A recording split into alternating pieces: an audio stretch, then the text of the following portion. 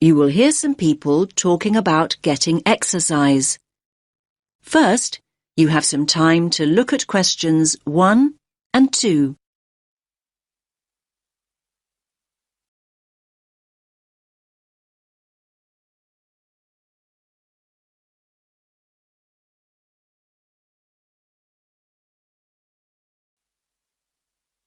Listen carefully to the first part of the conversation and answer questions 1 and 2. Hey, Janos, have you seen this notice here? What's that? Join our mole walking program, Get Fit, for free. Now, I like the sound of that. I can't afford to keep up my gym membership this term. It's too expensive. I know what you mean. But what exactly is mole walking? Sounds a bit boring to me. Hold on. OK, it may sound boring, but it might be a great opportunity to take exercise. Think about it. A climate-controlled environment where you can take exercise without having to worry about the wind or the rain. Wind and rain? Have you actually looked at the weather outside? It's snow and ice out there. I only came into the mall to keep warm. Well, it is winter and we are in Canada after all. So just think, by mall walking we can exercise indoors instead of outdoors. Great. And another thing, we won't have to worry about the traffic. Just think, no busy roads to cross and no rush hours to think about. Come on, it's worth a try. You're still not exactly selling it to me. Imagine walking past the same stores, and they're not even open. So what's the point of that? Oh, come on, Janos. Just think about it as an opportunity to window shop and keep an eye out for bargains. And what about all the amazing decorations and displays we can take a look at? I think it sounds like fun. Did you say fun? Walking on a hard surface like concrete. Give me grass any day. Much more comfortable on the feet. And there's another thing. In a mall, you're always close to restrooms. And water, come to that. What could be better than that? I think I know the answer to that one. Exercising in a gym is a whole lot better. Well, anyway, we can get more details at the information kiosk. So, do you want to come with me or not? I'll give it a miss. I'm off to the gym to make the most of my membership before it runs out. Now you have some time to look at questions 3 to 7.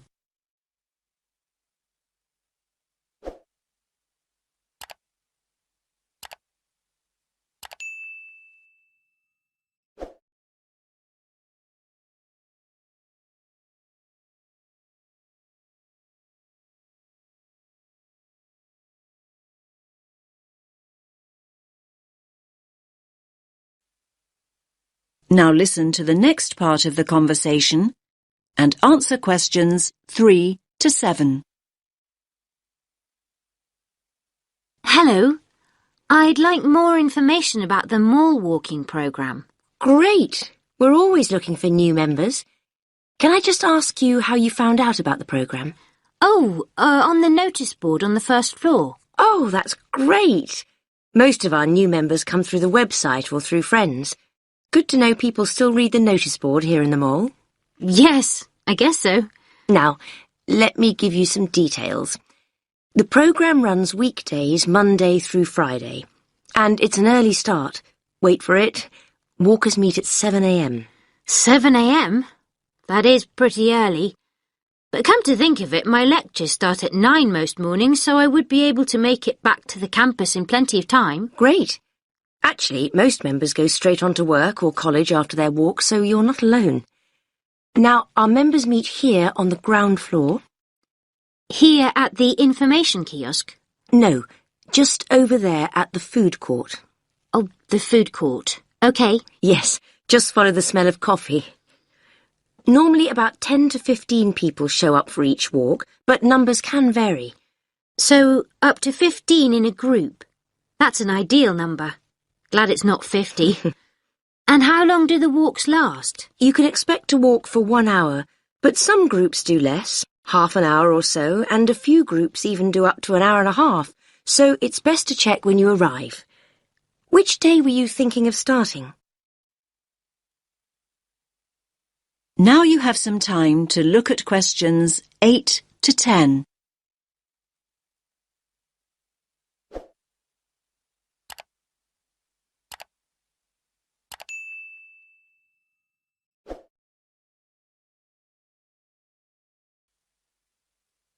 Now listen to the rest of the conversation and answer questions 8 to 10.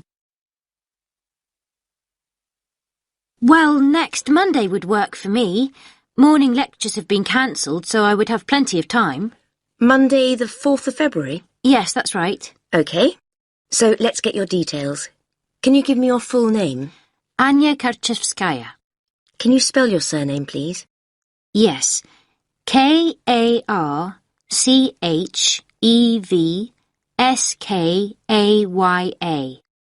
And your address? Apartment 12, 2 Burlington Street. And a contact telephone number? 0757 634 5003. I'll just read that back. 0757 634 5003. Yes. Oh, by the way, new members receive a free gift when they join, and it's a much better gift than last year. We gave people badges, but they tended to lose them, and more recently we provided visors instead, but they weren't very popular. So this year we're giving new members T-shirts. That's great. What colour? Yellow. I've got plenty in stock, so you can collect yours on Monday. Thanks a lot. That is the end of section 1. You now have half a minute to check your answers.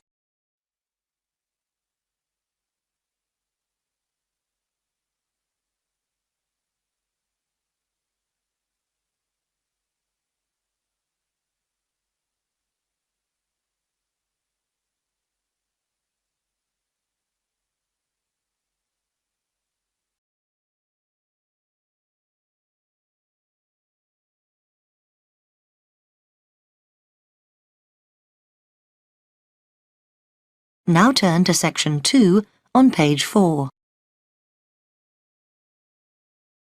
Section 2. You will hear a recorded message giving information about an English hotel. First, you have some time to look at questions 11 to 15 on page 4.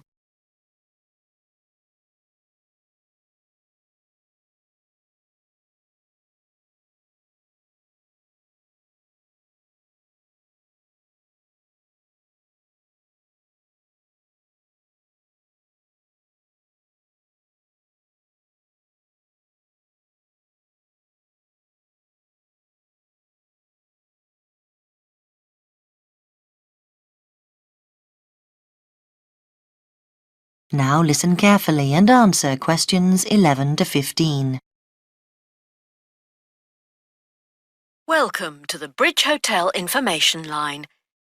The Bridge Hotel is part of the Compact Group, which is a large association of family-owned hotels offering a warm, friendly atmosphere and high-quality service at competitive prices. All of them cater for a wide range of people, from business to leisure clients. Set in a quiet residential area on the attractive outskirts of Belford, about 3 miles from the city centre, the Bridge Hotel is a popular choice for conferences. After recent refurbishment and expansion, it now has 25 double rooms and 20 singles. All 45 are en suite, with TV and coffee and tea-making facilities. The Bridge Hotel is set in 3.5 hectares of grounds, with an open-air swimming pool and 4 tennis courts. There is also a newly opened gym with fitness suite, which is considered one of the best equipped in the area. Non-resident membership is available. We have a fully licensed restaurant for residents and non-residents, which provides a wide range of dishes with a particular focus on dishes from around the world. For the discerning business customer, we have designated business rooms with phone links allowing full internet access. Our conference facilities cater for up to 200 delegates, and we are able to offer transport to guests to and from Birmingham Airport at a small extra cost. Before you hear the rest of the message, you have some time to look at questions 16 to 20 on page 5.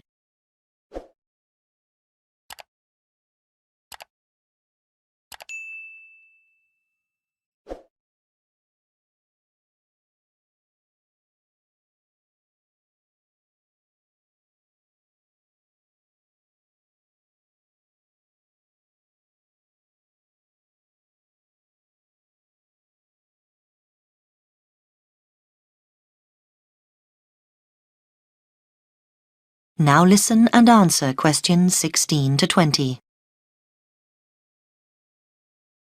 There now follows information about short break packages. Welcome to the Bridge Hotel Short Breaks Information Line. We offer 3 packages: 2-day, 3-day and 5-day. The 2-day costs £75 per person per night and includes full cooked breakfast and evening entertainment. Very popular for weekend getaways. The 3-day break costs £60 per person per night and in addition to offers for the 2-day break includes 1 4-course dinner. This allows guests to enjoy the full range of hotel facilities. The 5-day break costs £52 per person per night and in addition to offers from the 2- and 3-day breaks includes free beauty therapy on 2 days and a full-day pass to a golf club. This package is particularly popular with couples who want a completely relaxing break. If you would like more information about these special packages, call extension 3469 to speak to our customer service manager, John Martin. Thank you for calling the Bridge Hotel Information Line. That is the end of section 2. You now have half a minute to check your answers.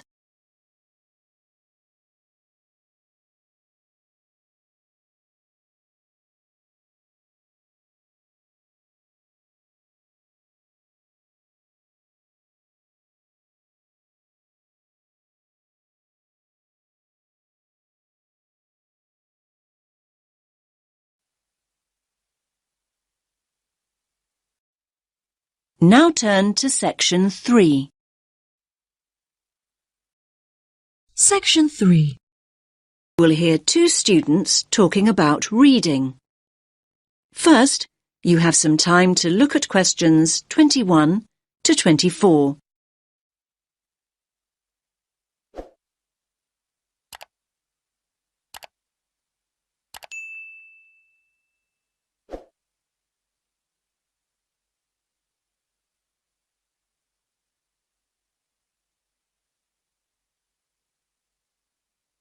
Listen carefully to the first part of the conversation and answer questions 21 to 24. Hi, Milena. How's your research for your assignment going? Which assignment, Josh? The one on sustainable transport. It's due in on Friday. Oh, I've not nearly finished it. I've still got so many articles to get through. In fact, I need to read another 2 books on the reading list before I can even think about writing it up. It doesn't help that I'm a really slow reader. Well, why don't you practice speed reading, just like me? Oh, let me into your secret. If anything, if I don't get a move on, my assignment is going to be late. What exactly is speed reading, anyway? Well, speed reading basically means reading faster and more efficiently. It can make such a difference. I've noticed the benefits already, and I've only been doing it a few weeks. Sounds good. What benefits are we talking exactly? Well, the majority of people read at an average rate of 250 words a minute. So that means that an average page in a book or document would take you around 1 or 2 minutes to read. So up to 2 minutes a page? That sounds quite fast to me. I reckon I spend at least 5 minutes on each one.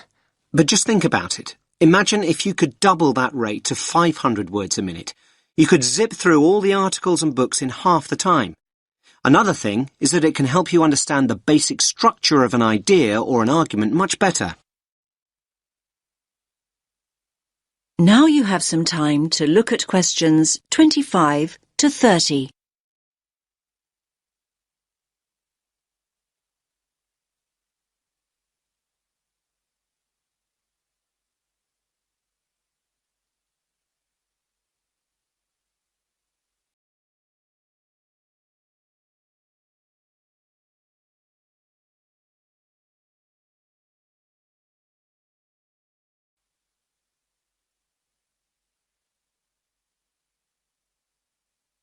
Now listen to the next part of the conversation and answer questions 25 to 30. You make speed reading sound like some kind of sport. Well, actually, speed reading is a bit like playing sport. I like to think it's similar to running. Running? Much too fast for me. I'm more of a jogger. You're not selling it to me very well. Okay, but just think about what it takes to be a fast runner. You can learn the techniques, but to get really good at it and build up your speed, you really need to practice. But athletes train for hours every day. That's true, but your reading speed can improve if you practice a few basic techniques. The first thing to do is to actually find out how fast you're reading at the moment. So, time my current reading speed. But I read so slowly, it will be really depressing to find out just how slow I am. Believe me, timing yourself is a really good idea and it's so easy to do. There are lots of online speed reading tests. You just enter the words reading speed test into Google and loads will come up. You could also do a reading comprehension test and see how well you understand what you're reading. I don't know. But remember to read at your normal speed and time yourself on a few different pages. The average of your times should indicate your average reading speed. What do I do next? Well, the next thing to do, and this is really important, is to get rid of distractions. I used to think that music in the background while I was reading was a good thing, but it wasn't for me. I found I increased my speed by working without any noise whatsoever. I usually read in the library, but there always seem to be people talking around me. Well, try using earplugs to block out all the distractions. Another important thing is to set yourself targets. Basically, if you know what your goal is, you're more likely to achieve it. My goal? Well, that's easy. I need to find out about the problems of accessible transport in Africa and then think about some solutions. I know what I need to do, but I keep skipping back to a sentence I've just read. And at other times, I go back a few pages just to make sure that I've read something right. I know what you mean. Actually, a lot of people do that when they read. They reread material when they don't actually need to. It's called regression, and it's important to get out of the habit of doing it. You can reduce the number of times your eyes skip back by running your finger or a pencil along each line you read. Your eyes will follow the tip of your finger, and this helps you avoid skipping back. Why not give it a try? Yes, I think I'll give it a go. But I suppose the first thing to do is find out what my reading speed is. What a thought! That is the end of section 3. You now have half a minute to check your answers.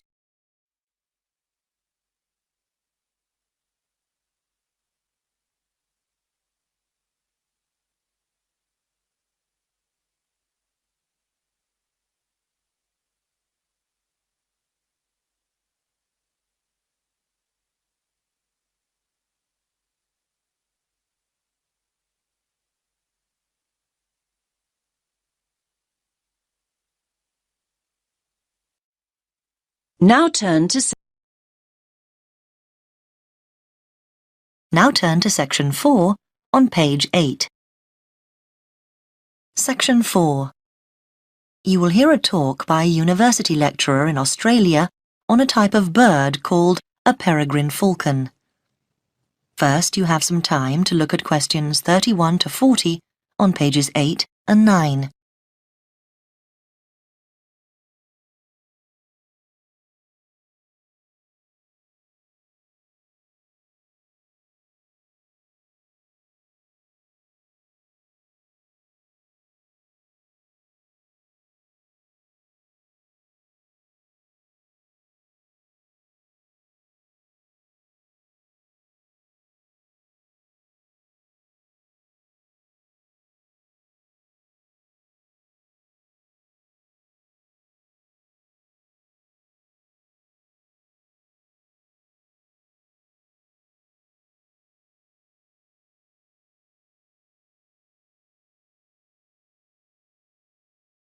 Now listen carefully and answer questions 31 to 40.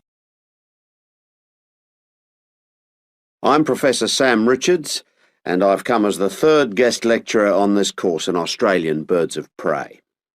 My job is to keep a watchful scientific eye on the state of Tasmanian peregrines, so I'll start by giving you some background to these magnificent birds of prey before I speak briefly on my own project.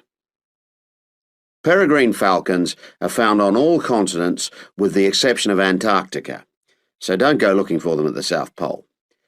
They're found almost everywhere in Australia, and it's interesting to note that the name peregrine implies that they're wanderers, that they move from place to place following the seasons, and indeed in most parts of the world they're migratory birds. But not in Australia, however, where they prefer to stay in one place. They're known to be the world's fastest creature, and they have been tracked by radar diving down towards the ground at 180 kilometres an hour. However, a number of textbooks claim that their flight speed can go as high as 350 kilometres an hour, so there's still some dispute about just how fast they can actually fly. Female peregrine falcons, like all other Australian falcons, are larger than their male counterparts. In fact, the female is almost a third larger than the male in the case of peregrines. While she stays close to the nest to protect the eggs and the young chicks, the male is mostly occupied looking for food. Peregrines typically lay 2 or 3 eggs per nest, and after the eggs have hatched, when the chicks are about 20 days old, they start to fly. So they fly at a very young age. By the time they're just 28 days old, they've already reached full adult size. In other words, they're fully grown. Soon after this, at about 2 months after hatching from the egg, they leave the nest for good. From this point on, they're on their own. Unlike their parents, which have learned how to hunt, the young falcons are not good at feeding themselves, and so during the first year about 60% of them die. Once the birds have managed to live to breeding age, at 2 years old, they generally go on to live for another 6 or 7 years.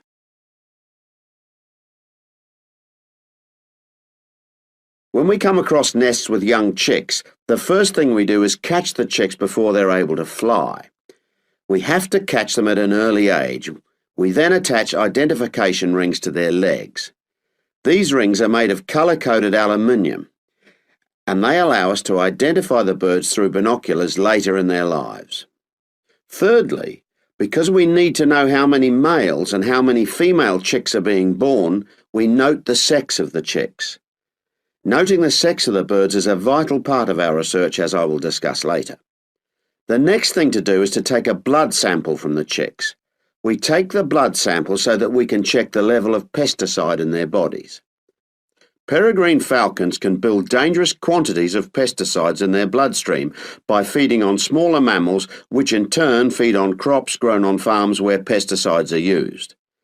Finally, we check the birds thoroughly, really checking the birds for their general health. This whole process only takes a few minutes. In fact, most of our time in the field is actually spent trying to find the nests, not on the data collection itself. Well, that's all I have for you today. If you'd like to do some further reading... That is the end of section 4. You now have half a minute to check your answers.